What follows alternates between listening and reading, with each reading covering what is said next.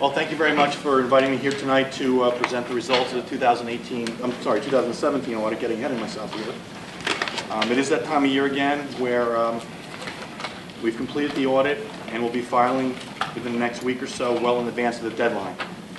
Before I get started, I want to thank Robin, the superintendent, Liana, and Sue for all their hard work. You really do have a very good accounting staff and financial staff here who do a very good job, and you'll see by the results, which I hope you're all very, very pleased with this year. As I mentioned, the audit is complete and will be filed by the December 5th deadline. If it's approved tonight, we'll probably file it tomorrow. We do issue 2 reports. You should have received probably a week or so ago, probably a week ago, 2 reports. One was the thick CAFR, or the actual financial numbers, and the second one being the AMR, or the Auditor's Management Report, as part of your package last Wednesday. I met with the members of the Finance Committee back in early November. We spent a good amount of time going over the report in depth, answering questions, going over various concerns and questions regarding the audit report. And tonight I'm just going to give you a brief overview and then open it up for any other additional questions you may have. The opinion is the most important component of any audit, and it's unmodified, which is a clean opinion. That's consistent with where the audit results have been for a number of years. Some of the audit highlights. Remember last year at this time when we met with Finance, there was discussion about setting a goal to bring your fund balance back up to about the $3 million level, which is where you had been for years, and bringing that up to a level so you have that money available for the next budget go-round.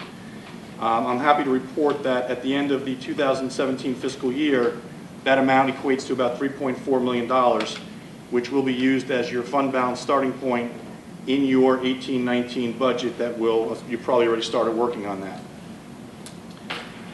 That gets the district back in line with what has normally been the case here year after year. Usually generates about $3+ million that's used towards the future year's budget. Last year that amount was $0. The other reserves which the board has set aside, which is done so under statutory guidelines, and that you are well within the statutory boundaries of those reserves. You have capital reserve of about $1 million, which must be used in the future for capital-related items.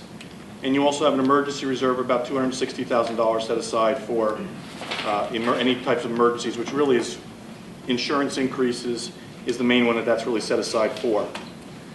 So from a financial perspective, your financial position improved from the prior year, obviously by having the $3 million available for the next go-round with your budget. So the operating results are very, very good, very, very positive situation. And the separate report we issue, which is the management report, is the first time that we'll be issuing that report without any findings at all. We do a lot of internal control testing, we do a lot of grant testing, and with all the testing that was done this year, we did not identify any items that would require reporting. Last year there were 3 items that were identified as part of the audit, and all 3 of those items were properly corrected during the fiscal year, because one of the things we do, we look into making sure that the prior year has been corrected. So with that, I'd be happy to open it up to any questions and any comments that you'd like to discuss on either report. And again, I'd like to commend the board as well as the administration for having a very, very solid and good financial year. Any questions? Mr. Sestero. One quick question, Scott. Yes. Under the IT section, under miscellaneous, it's noted there's no backup plan. Did that occur last year as well? Is that a concern? It is. It's something you should have. We didn't put it in there because it requires corrective action, but it's something that everyone's starting to look at right now.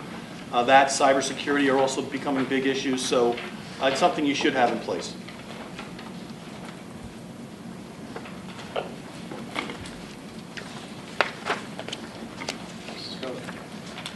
You mentioned that we do have the fund balance to apply to the 18-19 budget, and that in the prior year we hadn't had anything.